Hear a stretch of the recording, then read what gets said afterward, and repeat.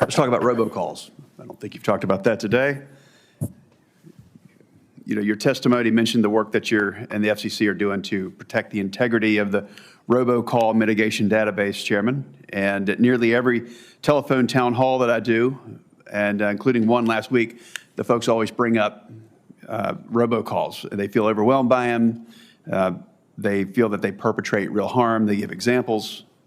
As I'm around the state, people talk about robocalls, huge concerns, especially as we have things like AI-generated personalized voices, and the scams become more and more sophisticated and easier to carry out. So, Chairman, again, thank you all for being here. Chairman, what can the FCC do to proactively protect folks, and how can you stay ahead of the curve with these changing criminal tactics? This is the number one consumer complaint we get at the FCC. Historically, it's felt like a game of whack-a-mole. We'd put a technology solution in place. We'd go after a single bad actor, but this would just pop up in another way. What we're doing right now is we're taking an approach where we're tackling illegal robocalls at every single portion of the call lifecycle. We're making it harder to get access to telephone numbers.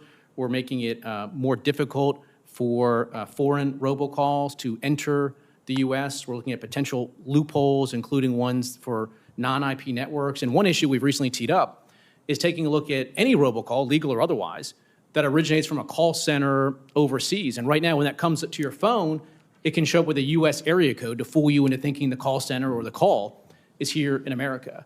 And so we're looking at changing that so it would accurately display that it's a foreign call center. If United or any other business wants to put a call center abroad, then they should be able to disclose that to the consumer.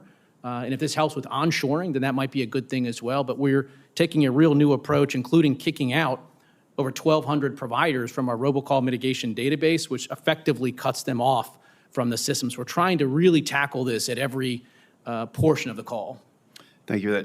I think you're talking about the SIM farms that we've seen recently. A lot of that's foreign originated, but is there any specific limitations that prevent your agency from doing more in this area? As of right now, we have a fair amount of legal authority in this area. It's simply about tracking down every single loophole that folks are exploring. We're working increasingly with state AGs on this. We are deepening our partnership and collaboration with FTC, the nation's premier consumer protection agency, and we're going to keep at this issue. Thank you. Shift gears a little bit, Chairman. One of your first stops when you were confirmed was to Western North Carolina after the devastating Hurricane Helene about 14 months ago. And it devastated communications infrastructure. So one of the most difficult aspects of the immediate response was that folks, they couldn't get a signal out to reach loved ones. They couldn't reach emergency services when they need. Can you highlight some of the work that you and the FCC are doing to enhance communication resiliency during and after natural disasters, please? Well, thank you, Senator. As you noted, my first trip as chairman was to Western North Carolina, which was still hit hard and engaged in recovery. Went to Chimney Rock and that portion where it was total devastation.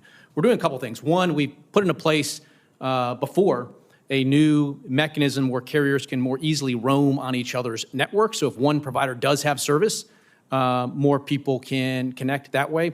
We're also looking at recovery efforts. What you see is oftentimes the telecom networks will survive the initial storm, but as power and road crews come in to clear the way, they can cut lines. And so we've been working to make sure that those different portions of the recovery crews are collaborating better and communicating so that they don't step on each other as much. And there's a range of additional actions we're taking to harden the networks. Commissioner Trusty, how will the FCC's Build America agenda increase network resiliency? I think we talked about that in the office a little bit. If you'd like to elaborate, please. Sure. Thank you for the question, Senator. We're doing a lot through the Build America agenda to enhance network resiliency. We're embracing new technologies like satellite connectivity. So we're doing a lot to overhaul our Earth and space station licensing framework to expand access to satellite connectivity, which can help enhance redundancy and resiliency. We're also pushing forward the IP transition. So we're streamlining copper retirement processes and legacy service discontinuance requirements to make room for IP-based networks that are more reliable and more resilient. We're also doing a top-to-bottom review of our emergency alert systems to make sure we can get Americans the information they need that's potentially life-saving in emergencies and disasters. I think all of that is covered under the Build America agenda. Great work. Is there any way that Congress can be a better partner in that mission that you're working on so diligently right now? Sure. I think it all goes back to permitting reform. You know, when networks are destroyed or when they're compromised, not having to work through permitting delays and other bureaucratic issues is really helpful when trying to restore these communication services for Americans. Yeah, thank you all.